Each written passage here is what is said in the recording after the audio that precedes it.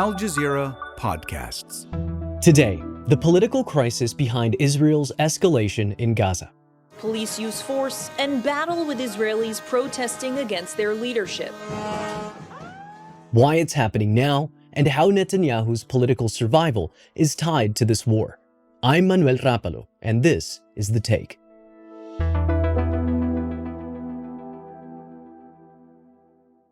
I am president of the US Middle East Project. I've worked on Palestinian, Israeli, and regional affairs for many years, including at a certain point as an Israeli negotiator.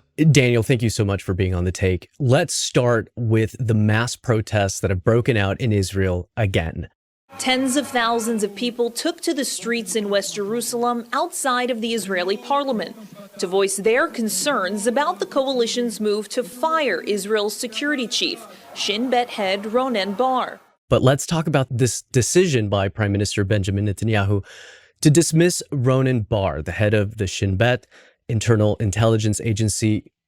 Can you tell us who Bar is and how this dismissal came to be? So Bar is, as you've said, head of the Shin Bet, one of the agencies of the Israeli security establishment, the Shin Bet of Ronen Bar. West Bank, Gaza, East Jerusalem is all within his, as an intelligence agency, is all within the Shin Bet remit because there is no border, Israel. Shin Bet has informants, is absolutely central to the incredibly pervasive, ubiquitous Israeli oversight of anything that moves on the Palestinian side. And therefore, when it comes to what went wrong for the Israeli side on October 7th, not detecting the signs that this was about to happen, not being prepared, where was the Shin Bet? The question doesn't only come to the Shin Bet, but the Shin Bet is central in that. Bar has served for enough time that he and Prime Minister Netanyahu would know each other. This isn't someone who has gone out on a limb ideologically as being opposed to Netanyahu. But after October 7th, the strategy of the Israeli premier is basically to displace the blame from anything to do with his own decision-making. And Netanyahu has tried to say, Bar, the Shin Bet, you didn't inform me. Other parts of the military intelligence, where were you? And make sure that the blame didn't fall on him. Now, what Netanyahu has prevented is a state commission of inquiry, which would involve the appointment of somewhat more independent arbiters of what went on. I want to ask about Bar again and how much of this actually has to do with October 7th. The dismissal has been halted for now by Israel's Supreme Court, but Netanyahu says that he's lost confidence in Bar. I'm wondering, because they've been at odds for some time now. Can you sort of distill that for us? How much of this has to do with October 7th? How much of this has to do with internal politics? Look, there is a critique of Netanyahu which predates October 7th. There are many critiques. There's one in particular which came from parts of the security establishment. And that critique was, you have to hold enough of the consensus in Israeli Jewish society together. But within the Israeli Jewish community, Netanyahu's attempt at judicial overhaul, I'm talking in the months preceding October 7th, leads to some of the largest demonstrations ever in Israeli history. Demonstrators, as you can see, blocked highways leading to West Jerusalem, Haifa and Tel Aviv. Protesters say the new law will limit the Supreme Court's oversight powers. And you had, for instance, Air Force pilot reservists saying, we won't show up if we're showing up for a system which we no longer believe in. What you're trying to do, Prime Minister Netanyahu, is change that system in ways that to us are unrecognizable. We don't believe in it. But what's going on here is a deeper question of how Netanyahu wants to go about trying to do two things at the same time. changing the fabric of how Israeli society functions for Israeli Jews. And here Netanyahu said in a tweet, in an X, whatever, like Trump, I'm going after the deep state. And at the same time, Netanyahu is trying to achieve a particular outcome with the Palestinians, which is about making irreversible what he and those around him consider to be the defeat of the Palestinians. Bar is not seen to be enough of an ally in either of those things. But it isn't just Bar that's in the crosshairs here when we're talking about these attempts to dismiss senior people. After Attorney General Gali Baharov Miara suggested that Netanyahu may have a conflict of interest in Bar's dismissal, the Prime Minister began proceedings to sack her too. How does all of this dissent that's happening factor into these protests that we are seeing? Protests that are so massive at this point, they can't be ignored. How much of it is about the escalation in violence in Gaza, and how much does it have to do with just the internal politics that are playing out? So the protests taking place now in Israel bring together, I would say, three cohorts. First, those who are primarily concerned with the continuation of what was happening prior to October 7th in terms of this remaking of how Israel functions towards its own Jewish citizenry, a privileged and a majority grouping. The second cohort is those who have been on the streets protesting with ebbs and flows for many months around the issue of the Israelis being held in Gaza, the hostages, led by many of the families of those being held, now joined by some of those who've been released. Those two cohorts have significant overlap. The third cohort is a much smaller cohort. The Venn diagram shaded overlap area is much, much smaller, okay? And that's those who are calling for an actual ceasefire, are concerned with what is being done to Palestinians in Gaza or the West Bank. Some it's the anti-occupation bloc, some it's the anti-apartheid bloc. They were uncomfortable with the focus of the protests pre-October 7th because they would have made the argument then, and they make it today, what democracy are you talking about in the first place? How can you have these protests focus on these things and ignore the horrors and the crimes being committed against Palestinians? I've given them more airtime in my description just now than the hold they have over Israeli Jewish protesters. More with Daniel after the break. Let's talk about what was going on in Israel behind the scenes during the ceasefire period. I'm hoping you can lay out what exactly he was facing while the ceasefire was in place. I can answer that quickly, and I can say Netanyahu never wanted a ceasefire. Ceasefire is achieved, he immediately has a coalition crisis. One of the factions, the Jewish power faction of Mr. Itamar Ben-Gvir, leaves the government. He's down to a threadbare coalition majority. He is worried because inside Israel, people like to see the images. They may not have liked the exact images on the days of releasing Gaza, but they like to see these Israelis coming home. And he was worried that a momentum would take hold, which would make it difficult for him to go back to the assault on Gaza. So what does he do? In the meantime, he launches an unprecedented, extensive military campaign in the West Bank. Israeli forces have carried out attacks on refugee camps and cities across the occupied West Bank. Thousands of Palestinians have been forced to leave their homes in the past 2 months. So Netanyahu makes sure that a society during the Gaza ceasefire remains on a war footing.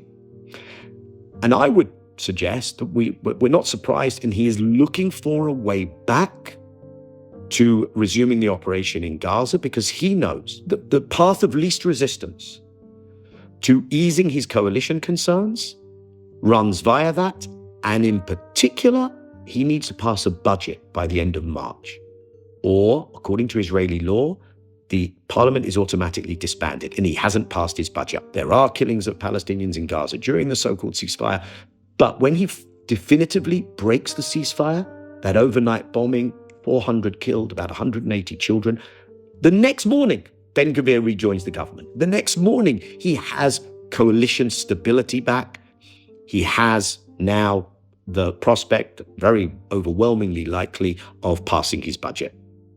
You know, Daniel, I want to ask you as well about Netanyahu's political survivability. But before that, I'm hoping that we can very briefly mention another factor here, which is Netanyahu's corruption trial. He appeared before a court again on Monday in that case, a case that's been going on since 2020.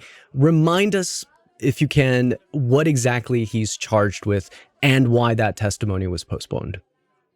Okay, so this is a long-running trial. I believe 3 of the cases have gone to court, and these are cases to do with personal and political corruption, using high office in one instance with regard to the media, in another instance receiving gifts. Look, I have to say that you actually look at what has been done, especially in the last 16 months, the crimes that he has committed, that he is charged with by the International Criminal Court. And I'm going to say this, and you look at what's going on in an Israeli courtroom, you know, it's getting Al Capone on tax evasion or whatever, right? It's like, what are you talking about? This isn't what the guy should be on trial for. But inside the Israeli system, a system that has put a previous prime minister and a previous president behind bars, this is what makes Netanyahu sweat. And therefore, resolving this court case is literally his get out of jail card. And I don't think people should get too obsessed with that's what's going on here. The effort is a much broader effort. The effort is to actually collapse the case, ultimately, by either passing legislation whereby a sitting prime minister can no longer be tried, or, and I think this is really what we're coming down to, can he replace enough of those who have the judicial power, and this is where the attorney general matters, etc., to oversee this case to get the entire thing quashed. And I think that's the direction of travel, if you like, with this shift in the Israeli elites, in the removal of the gatekeepers. Always important when discussing those gatekeepers to acknowledge they are not gatekeepers when it comes to Israeli adherence to international law or the most basic rights, or an absence of criminality, including genocidal criminality, when it comes to the Palestinians under Israeli control. But when it comes to Netanyahu's personal freedom, they matter a great deal. So let's talk about the factor that's looming over all of this, which is the United States, U.S. President Donald Trump. Daniel, you're a former Israeli negotiator. You've watched the ceasefire negotiations fall apart.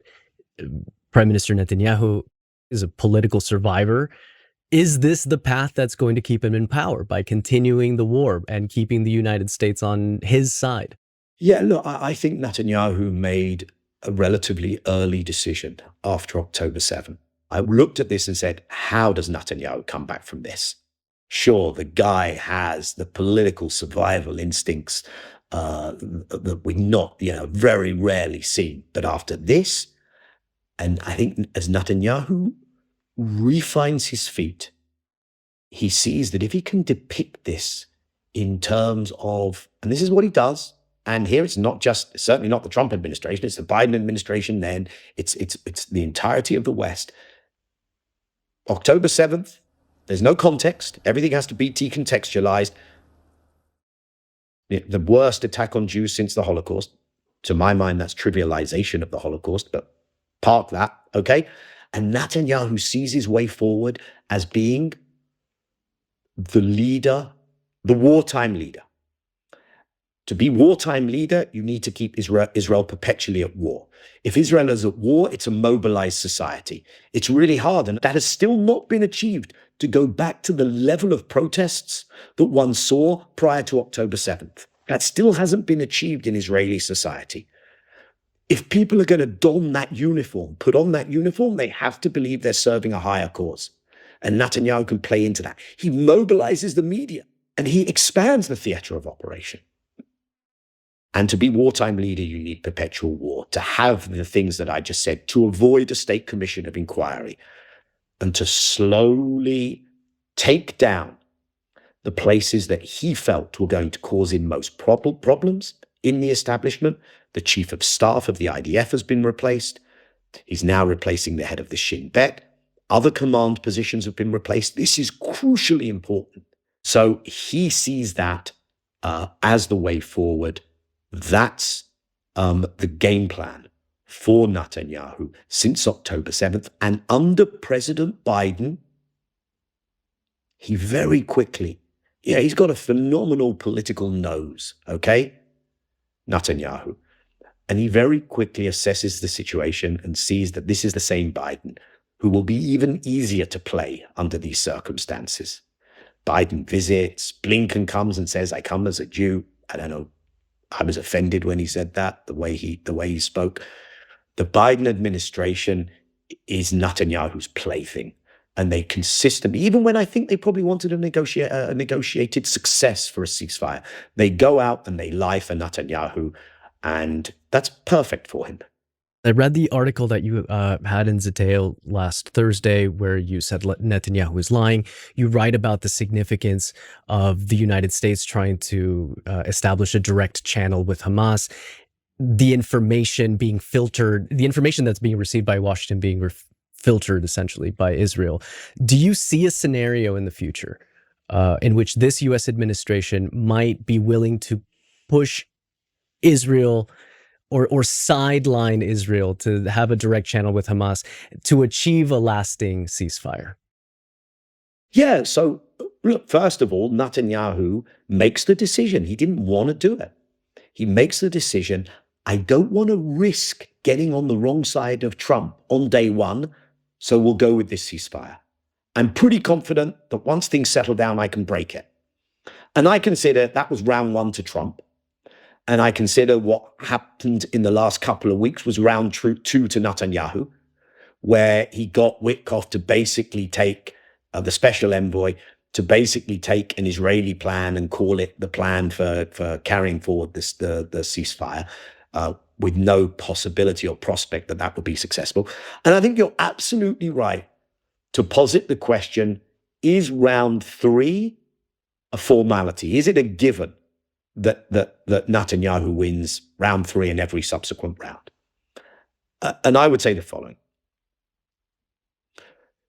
Is the Trump administration coming to town in order to liberate Palestine, in order to, in any way chip away at occupation or apartheid? No. Let's not be naive. We know what we're dealing with here. They're the ones who came out with the plan to forcibly displace the Palestinians from Gaza to create this Riviera grotesque notion. But might these guys say, on the question of a Gaza ceasefire, this is something that we said we wanted to resolve. This is an unnecessary complication.